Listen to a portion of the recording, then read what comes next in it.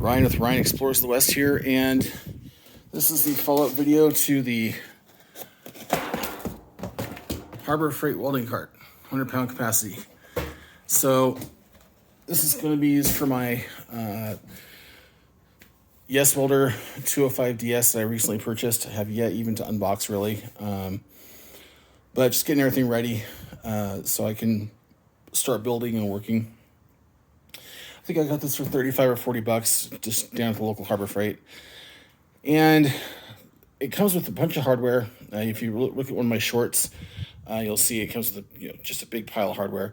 Make sure you save that because it doesn't come with any extras. Well, I take that back. It comes with one extra bolt and one extra nut. That's all I saw extra. I might have dropped like a lock washer or a washer, but it wasn't really big on extras. So make sure you hang on to the hardware.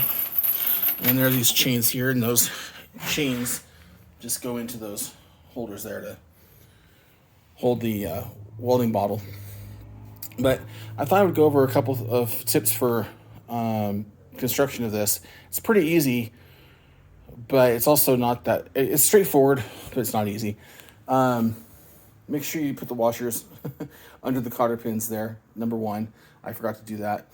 The other thing is, when you're putting on the casters, don't tighten, well, this goes for all of them. Don't tighten all the bolts on anything until it's completely assembled. So like for each caster, put the hardware together. And what I did is I put each bolt upside down and then dropped a washer onto it before I put on the next part. That way I wasn't fumbling with those in my hands. So after you get the casters on and you get the main axle and wheels on, that's easy. Next thing are these uprights. And you have to make sure that these lips are facing outward and that the bolt holes are facing forward. And what I did is I just put on one bolt on each side, or just put in one bolt. Let's see, refocus here. I put in the lower bolt, or put in one of the lower bolts, and then got it, just hand tight. And then I raised it, and then popped the other bolt in, and then got that one hand tight. So you do that for both sides, and then do the same thing for each of these shelves. Put one bolt in here, put a nut, a lock washer and a nut on it. Do another bolt over there, lock washer, nut, hand tight, and then raise it up. Do the other two. Do that for both of these. And then the same thing for the back. And again, don't tighten any of these. None of them. Then for the back, there's one bolt in the middle at the bottom, and you're gonna have to flip it over to put that bolt in, and they're the washer and the nut on. So flip it over, put that washer nut on down there in the middle. You can see it right there. And go ahead and tighten that one. That one is okay, but then you're going to need to raise everything into these bolt holes. So this will be all slunk backward. Let's sling it forward. And in fact, I take it back.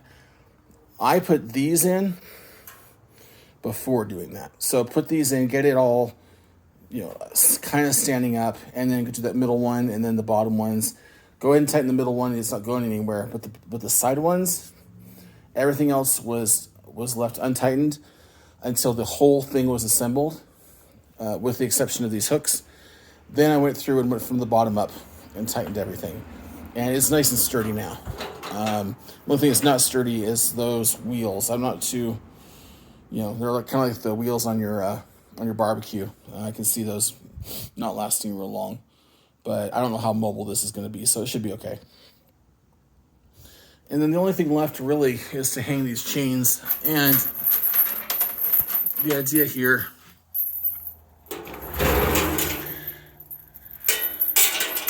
is you pop your chain in and then wrap it around your tank and then put the other end in and pull it so that it's tight, and then it locks in. So I just left it out. So anyway, that's it. This should work fine for my needs. I'm just gonna get probably the smallest and big bottle I can find, and do argon and CO2, 75-25, I think it is, or whatever it is. And 'cause I only plan on doing MIG welding. I'm not planning on any TIG welding until I have a reasonable mastery over MIG welding, which I've actually never done. Everything I've done has always been stick welding with my little stick welder.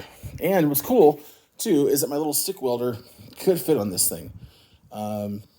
So yeah, it's a pretty neat little wreck. Anyway, well, thanks for watching. I hope this is at least a little bit helpful to anybody putting one of these together. And if you like this kind of stuff, subscribe. Thanks a lot. See you later.